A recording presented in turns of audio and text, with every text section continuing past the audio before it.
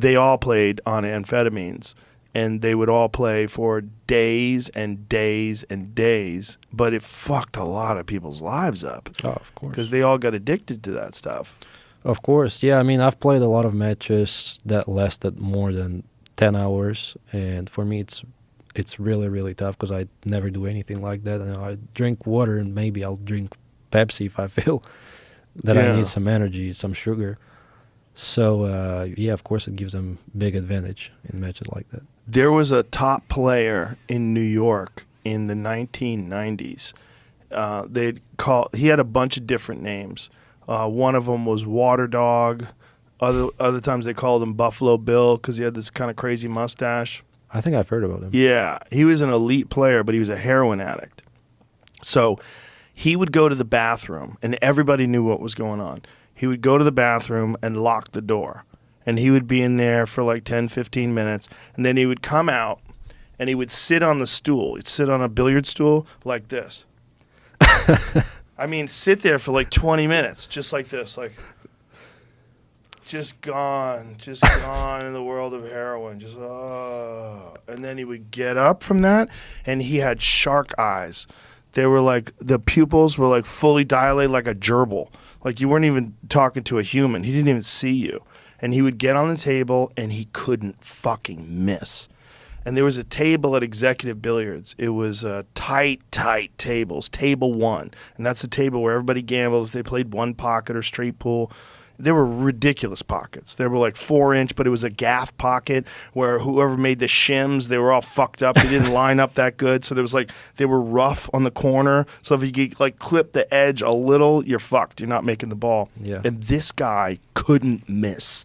I believe that. It was wild because he was just like in this heroin fog with no nerves at all. And he was just firing balls in.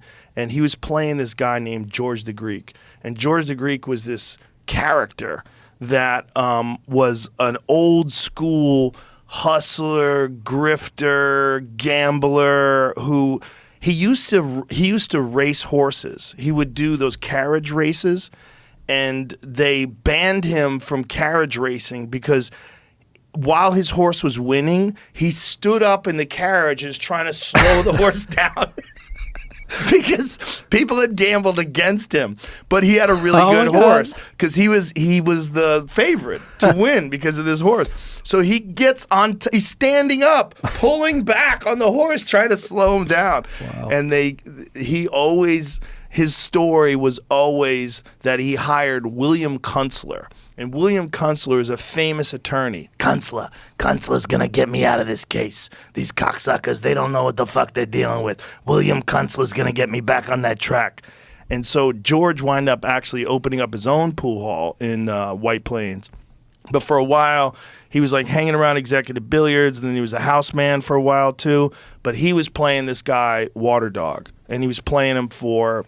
They were playing for a lot of money. It was like, I think it was somewhere in the neighborhood of $5,000 to $10,000 for like games of straight pool. So they play like 150 points for like $10,000. Mm-hmm.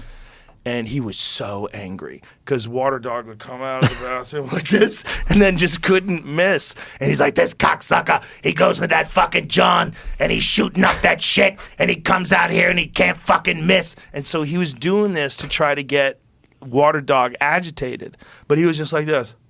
Like he didn't give a fuck. George could be screaming in his face. He was just like, and he just couldn't wait to get back to the table and just fire in balls. He was hitting. It was beautiful to watch.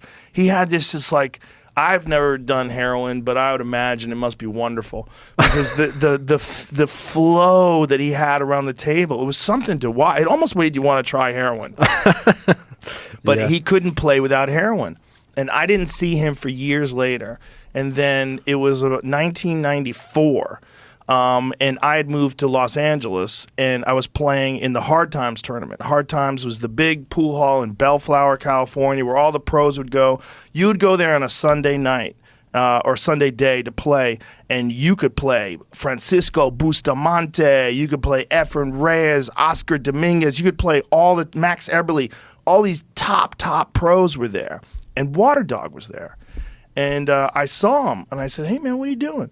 And he goes, yeah, I came here to play pool, but I need someone to get me in the tournament. I'll go, I'll put you in the tournament. You know, because it was like, I don't remember what the entry fee was, $25 or something like that. He didn't have any money. I was like, I'll put you in. He goes, yeah, but we got to go get some shit.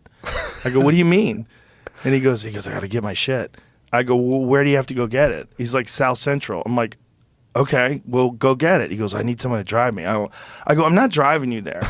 Because like back then, if you got arrested for buying drugs, they would take your car.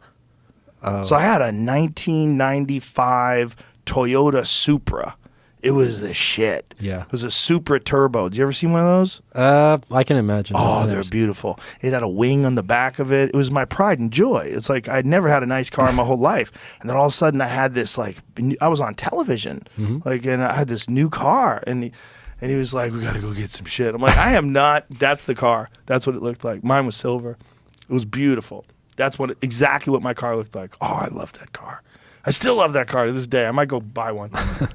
But he was so angry at me that I wouldn't take him to go buy heroin. I'm like, dude, I can't. They'll take my car. They're not gonna take it. I go, how do you know? You don't even have a fucking place to sleep.